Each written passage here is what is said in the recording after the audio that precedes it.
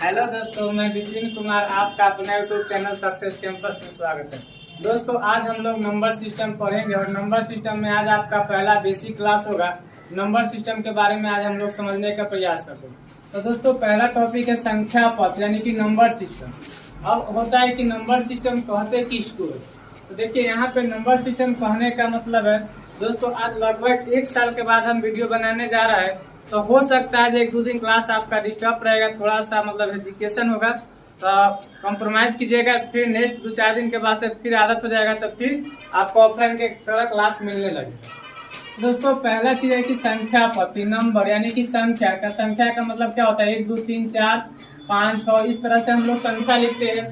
संख्या का मतलब होता है 12 15 18 20 25 26 28। इस सब को 1 2 3 4 5 को हम लोग अंक बोलते हैं। और अंकों के समूह से जो मिलता है उसको हम लोग संख्या बोलते हैं। तो संख्या का मतलब तो समझ गए कि अंकों के समूह को संख्या कहते हैं। और पद्धति का मतलब क्या होता है? यहाँ पे आया पद्धति, सिस्टम ना कहते। मान लीजिए कि हम लोग कोई दुकान पे जाते हैं, राशन दुकान पे जाते हैं या मेडिकल शॉप पे जाते हैं, किसी भी दुकान पे जाता है तो वहाँ पे एक सिस्टमेटिक ढंग से सजाया हुआ रहता है। जैसे एग्जाम्पल खोल लीजिएगा तो मेडिसिन है तो गैस के दवाई इधर है तो गैस के दवाई इधर रहेगा, फिर बुखार के दवाई इधर है तो इधर रहेगा। मतलब एक तरफ से सजाया हुआ रहता है। जैसे मान लीजिए कि आप ही लोग पढ़ते होंगे तो एक तरफ रखते होंगे फिजिक्स से कॉपी, तो फिजिक्स पूरा एक तरफ रखते होंगे। फिर रखते होंगे केमिस्ट्री के कॉपी तो केमिस्ट्री एक तरफ, फिर बायोलॉजी तो बायोलॉजी को एक तरफ। यानी कि सिस्टमेटिक ढंग से सजाना, यानी कि सजा के रखना, इसी को हम लोग क्या कहते हैं? पद्धति कहते हैं। जैसे फिजिक्स को रख दिए तो फिजिक्स के रो में पूरा फिजिक्स रहेगा, केमिस्ट्री रहेगा तो केमिस्ट्री के रो में पूरा केमिस्ट्री रहेगा, बायो रहेगा तो बायो के रो में पूरा बायो। उसके बाद अगर मान लीजिए मैथ रहता है तो मैथ के रो में पूरा मैथ। तो इसी प्रकार को हम लिख दे कि विभिन्न प्रकार की संख्याओं को लिखने और उनके बीच संबंधों के आधार पर बांटने के सुव्यवस्थित नियमों को संख्या पद्धति कहते हैं। यानी कि सुव्यवस्थित व्यवस्था को बांटने के मतलब तरीका में होना चाहिए, क्रमबद्ध तरीका में होना चाहिए। ना कि यहाँ मैथ है तो हमें फिजिक्स दुका दिली, हमें केमिस्ट्री दुका दिली। जैसे अगर दुकान में जाते हैं तो लक्स के एक मान लीजिए कि छोटा सा दुकान है तो उसमें जाते हैं तो पूरा में लक्स भरा रहता है। और यहाँ पे मान लीजिए कि तेल है तो तेल के रो में तेल को रखा जाता है, और साबुन के रो में साबुन को रखा जाता है, और सर्फ के मतलब सिस्टमेटिक ढंग से जो सजाया हुआ रहता है ना। जैसे कपड़ा ही रखना है तो उसको सिस्टमेटिक ढंग से सजा दीजिएगा। जींस के साथ जींस रखिए, टी शर्ट के साथ टी शर्ट रखिए, तो उसी को हम लोग क्या कहते हैं? पद्धति। तो आई होप कि आप लोग को संख्या पद्धति के बारे में समझ में आया होगा। फिर से इसका डिफिनेशन हम समझाते हैं कि विभिन्न मतलब कभी अनेक प्रकार के। कल की दुकान में जाते हैं तो एक ही प्रकार के सामान थोड़ी ना रहता होगा, बहुत प्रकार के सामान रहता होगा। तो अनेक प्रकार की संख्याओं को, यानी कि जैसे संख्या कितना हो जाता है? 12 हो गया, 15 हो गया, 16 हो गया, 18 हो गया, 20 हो गया, 22 हो गया, तो अनेक प्रकार, 24 हो गया, तो अनेक प्रकार की संख्या है कि ना। अनेक प्रकार की संख्या के लिखने के बीच उनके संबंध मतलब रिलेशन, उनके संबंधों के आधार पर बांटे। जैसे 12 रख रहा हूँ तो 12 के 12 एक जगह 12 रख दीजिए, फिर 15 है तो 15 रख दीजिए, फिर 16 है तो 16 रख दीजिए, फिर 18। यानी कि इसी तरह से एक जाति को एक साथ मिला दीजिए। उसी को हम लोग क्या कहते हैं? संख्या पद्धति कहते हैं। तो इस संख्या हो गया और इसको सजाने के प्रक्रिया को पद्धति कहते हैं। तो आई होप कि संख्या पद्धति का डिफिनेशन आप लोग को समझ में आ गया होगा। अब हम लोग पढ़ते हैं कि अंक क्या होता है। दोस्तों, अब हम लोग अंक के बारे में जानेंगे। दोस्तों, अंक क्या होता है? तो किसी संख्या के लिखने के लिए 10 संकेतों की आवश्यकता होता है। किसी भी संख्या के लिखने के लिए, यानी कि पूरा मैथ्स पढ़ने के लिए आपको 10 चीज की जरूरत होती है। और 10 चीज क्या है दोस्तों? 0 1 2 3 4 5 6 7 8 और 9। यानी कि 10 अंक से मिलकर जो होता है जैसे संख्या मिलता है। तो अंक किसको कहते हैं? तो कहता है कि किसी संख्या के लिए 10 संकेतों की आवश्यकता होती है। और उस संकेत कौन कौन है? तो 0 1 2 3 4 5 6 7 8 9 का प्रयोग किया जाता है। यानी कि संख्या को लिखने के लिए जो भी आप संख्या लिखिएगा उसमें यही 10 का ना प्रयोग होता है। 1 2 3 4 5 6 7 8 9 10, यही 10 अंक से मिलकर न कोई भी चीज संख्या का निर्माण होता है। यही 10 अंक से मिलकर संख्या का निर्माण होता है। समझ गए हो आप लोग। तो क्या कर रहा है कि अंक किससे कहते हैं, अंक। तो कहता है किसी संख्या के लिए 10 संकेतों का प्रयोग होता है और 10 संकेत कहाँ से शुरू होता है, तो 0 से शुरू होता है और उससे अंक कहते हैं। उसके बगल में क्या है कि अंकों की संख्या 10 होती है, अंक की संख्या 10 होती है। अंकों के समूह को न संख्या कहते हैं। अभी हम आपको बताए थे कि अंक से जो चीज मिलकर बनता है ना, अंक से जो भी चीज मिलकर बनता है उसको हम लोग क्या कहते हैं, संख्या कहते हैं। जैसे मान लीजिए 12 है तो ये क्या है, संख्या है। 15 है तो ये क्या है, संख्या है। ये क्या है, संख्या है। ये क्या हो गया, संख्या हो गया। 525 है तो ये क्या हो जाएगा, संख्या हो गया। ये क्या हो जाएगा, संख्या। सब के सब संख्या हो जाएगा। अब क्वेश्चन कहे कि बताइए, इसमें पूछेगा जो अंक की संख्या कितना है। तो अंक देखिए 1 और 2 यानी कि कै गो से मिलकर बनल, 2 गो से मिलकर, यानी कि अंक की संख्या कै गो हो जाती, 2 गो। जितना से मिलकर बनल होते ना उतना अंक की संख्या हो जाती भाई।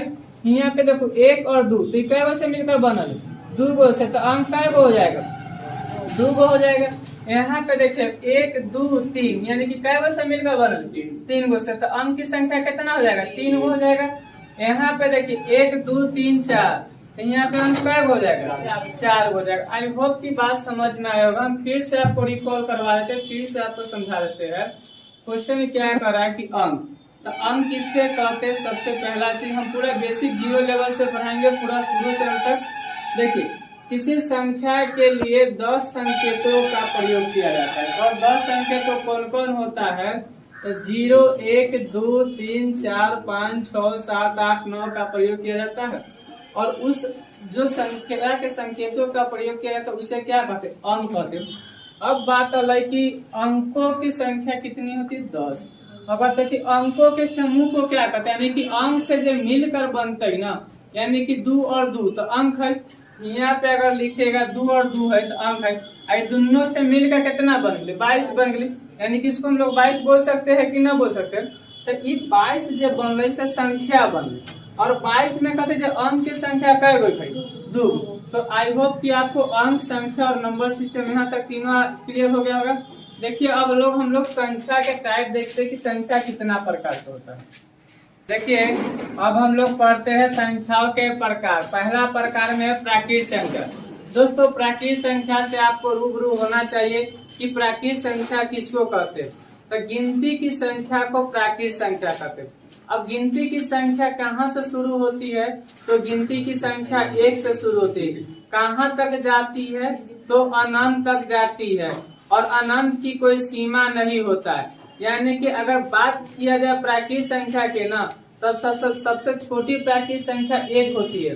अगर बात किया जाए अगर प्राकृत संख्या के, तो सबसे छोटी प्राकृत संख्या 1 होती है। और अगर बात किया जाए कि प्राकृत संख्या के सबसे बड़ी संख्या के, तो इस सबसे बड़ी संख्या नहीं पता लगा सकते हैं, क्योंकि कितना भी बड़ा से बड़ा आप संख्या लिख दीजिए। सपोज दैट कीजिए कि 7 9 6 5 7 9 4 3 2 लिख दीजिए, तो ये भी बड़ी संख्या नहीं होगा। अगर मान लीजिए कि 10 10 10 10 10 इतना लिख देते, भी बड़ी संख्या नहीं होगा। हालांकि इसमें अगर एक भी अगर हम जोड़ते हैं ना, तो इससे बड़ी संख्या हो जाता है। तो प्राकृत संख्या में हम लोग बड़ी संख्या अनंत, मतलब अनंत तक जाता है और अनंत के बीच में क्या होता है, मतलब उसको हम लोग स्पष्ट नहीं करते कि कितना बड़ा हो जाएगा, ठीक ना। तो सबसे अगर प्राकृत संख्या में सबसे छोटी संख्या 1 होता है, लेकिन बड़ी संख्या स्पष्ट नहीं होता है क्योंकि वो अनंत तक जाता है। दूसरा चीज क्या होता है कि सभी प्राकृत संख्या जो होता है ना धनात्मक होता है, यानी कि प्राकृत संख्या सबका होता है पॉजिटिव होता है, यानी कि नेगेटिव नहीं होता है। तो दोस्तों आई होप कि यहाँ भी बात समझ में आ गया होगा। हम आपको समझा रहे प्राकृत संख्या। तो प्राकृत संख्या किसको कहते हैं, तो गिनती की संख्या को प्राकृत संख्या कहते हैं। गिनती की संख्या, और गिनती की संख्या शुरू कहाँ से होती है, तो गिनती की संख्या शुरू 1 से होती है। गिनती की संख्या शुरू 1 से होती है। 1 2 3 4 5 6 7 8 9 डॉट डॉट, और ये कहाँ तक चल जाएगी, अनंत तक चल जाएगी। दूसरा नंबर बात करेगा दोस्तों कि प्राकृत संख्या को सूचित किससे करते हैं, तो इसको अगर हम लोग सूचित के बात करें ना, तो इसको बड़ी एन से सूचित करते हैं। हालांकि एन से ही क्यों सूचित करते हैं कि प्राकृत संख्या के इंग्लिश में कहते हैं नेचुरल नंबर, और नेचुरल का हिंदी मतलब पहला जो लेटर होता है वो एन होता है। और एन जो होता है, अगर एबीसीडी मतलब अल्फाबेट पढ़ेंगे तो पहला लेटर कैपिटल में लिखा जाता है। तो अब यहाँ भी समझ गए कि सबसे छोटी प्राकृतिक संख्या 1 होता है, सभी प्राकृतिक संख्या धनात्मक होती है। कि यहाँ भी बात आपको समझ में आ गया कि प्राकृतिक संख्या किसको कहते हैं। तो गिनती की संख्या को प्राकृतिक संख्या कहते हैं। प्राकृतिक संख्या शुरू कहाँ से होती है, तो 1 से शुरू होती है, कहाँ तक जाती है, तो अनंत तक जाती है। सबसे छोटी प्राकृतिक संख्या कौन होती है, एक अनंत का पता नहीं होती। जितना भी प्राकृतिक संख्या होता है सबके सब पॉजिटिव होता है। उसके बाद अगर बात किया है कि प्राकृतिक संख्या के बारे में बात किया जाए तो प्राकृतिक संख्या को हम लोग बड़ी एन से सूचित करते हैं। अब देखते हैं हम लोग नेक्स्ट पॉइंट की ओर चलते हैं। देखिए दोस्तों, अब हम लोग आते हैं दूसरा टाइप में, पूर्ण संख्या यानी कि पूर्ण संख्या होल नंबर। पूर्ण संख्या किसको कहते हैं, तो दोस्तों इसमें कुछ भी ज्यादा नहीं होता है। प्राकृतिक संख्या समझ गए थे कि प्राकृतिक संख्या किसको कहते हैं, तो 0 मतलब 1 से लेकर शुरू होता है और अनंत तक जाता है तो उसको प्राकृतिक संख्या कहते हैं। और उसमें ही न थोड़ा सा 0 को मिला लिया जाता है, 1% और को मिला लिया जाता है, यानी कि उसमें 0 को मिला दिया जाता है तो उसको हम लोग कौन संख्या कहते हैं, पूर्ण संख्या। और इसे W से सूचित किया जाता है। और पूर्ण संख्या का शुरू कहाँ से होता है, 0 से लेकर और अनंत तक। तो पूर्ण संख्या किसको कहते थे, यदि प्राकृतिक संख्या में 0 को शामिल कर लिया जाए, यानी कि प्राकृतिक संख्या में 0 को शामिल कर लिया जाए तो उसे पूर्ण संख्या कहते हैं। यानी कि प्राकृतिक संख्या पहले आपको समझाए कि प्राकृतिक संख्या किसे कहते हैं, तो प्राकृतिक संख्या 1 से शुरू होता है और पूर्ण संख्या कहाँ से होता है शुरू, और एक अंक को हम लोग मिला लिए तो उसी को हम लोग क्या कहते हैं, पूर्ण संख्या। आई होप कि यहाँ तक भी आपको बात को समझ में आ गया होगा। देखिए दोस्तों, अब हम लोग नेक्स्ट पॉइंट देखते हैं। देखिए दोस्तों, हम लोग प्राकृतिक संख्या पढ़ लिए, पूर्ण संख्या पढ़ लिए, अब हम लोग पढ़ते हैं पूर्णांक। पूर्णांक का मतलब क्या होता है कि इसमें धन पूर्णांक और ऋण पूर्णांक दोनों शामिल होता है, यानी कि दोनों अवेलेबल होता है। कहने का मतलब है कि सभी पूर्ण संख्या, अब दोस्तों बताइए कि सभी पूर्ण संख्या, तो पूर्ण संख्या कहाँ से शुरू होता है, 0 से। अब 0 से शुरू होता है तो 0 1 2 3 4 5। अब इसमें पूर्ण संख्या में पूर्ण संख्या भी आ गया और प्राकृतिक संख्या भी आ गया, तो सभी पूर्ण संख्या तथा उनकी ऋणात्मक संख्या। अब इसमें ऋणात्मक की बात का है, यानी कि नेगेटिव की बात का है, यानी कि चिन्ह ऋणात्मक का मतलब होता है दोस्तों माइनस, यानी कि अब आपको चिन्ह माइनस में भी आएगा। सभी उनकी संख्या को, सभी पूर्ण संख्या तथा उनकी ऋणात्मक संख्या तथा धन पूर्णांक, ऋणात्मक संख्या को क्या कहते हैं, पूर्णांक कहते हैं। इंडिकेशन की वजह से हो गया। देखिए सभी पूर्ण संख्या, तो पूर्ण संख्या में 0 से प्राकृतिक संख्या आ गया, यानी कि प्लस वाला चीज आ गया, तो सभी पूर्ण संख्या तथा उनकी ऋणात्मक संख्या को पूर्णांक कहते हैं। आई होप कि यहाँ तक बात समझ में आ गई। जैसे दुनिया से समझिएगा तो देखिए 0 इधर जो हो जाएगा, 0 इधर अगर बीच में लिखेगा तो 0 के बाद जाएगा 1 2 3 4 5, तो इधर वाला को हम लोग बोलते हैं धन पूर्णांक संख्या। और इधर देखिएगा दोस्तों 1 2 3, इधर वाला को हम लोग बोलते हैं ऋण पूर्णांक संख्या। इधर वाला को बोलते धन पूर्णांक और इधर वाला को बोलते ऋण पूर्णांक।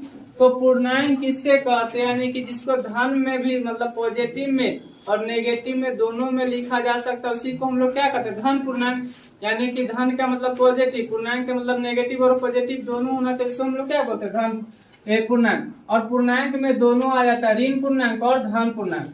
अब कहेगा दोस्तों कि बताइए 0 क्या है, तो 0 न तो धन पूर्णांक है और न ही ऋण पूर्णांक है। 0 एक पूर्ण संख्या है, 0 न तो धन पूर्णांक और न ही ऋण पूर्णांक है।